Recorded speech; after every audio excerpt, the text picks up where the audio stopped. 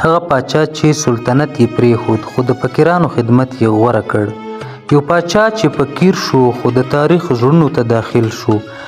د خپل تخت پرېښود خو خدای ته ورسید. بادشاه و خو زړه یې د فقیر و. یو وخت د اندلس په خاوره کې یو بادشاه و چې نوم یې و ابو عبدالرحمن یحیی. د خپل سلطنت د ځوانۍ پر مهال ترلاسه کړی و.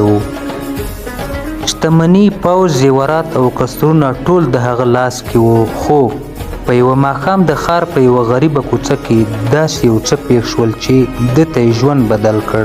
هغه یوه وړه نجلۍ ولیده چې د خوراک لپاره یې زړه ډوډۍ راټولوله. هغه ورته وکتل او ویې ویل بادشاهي څه ارزښت لري که زما خلک وږي وي.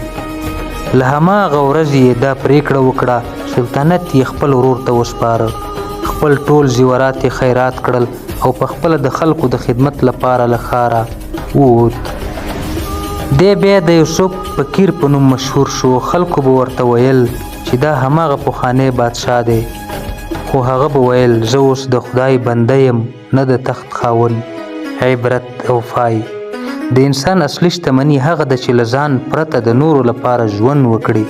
تختونه پاتې کیږي، خلک خیریږي، خو خدمت، صداقت او خدای ته مینه دا تلپاتې ده.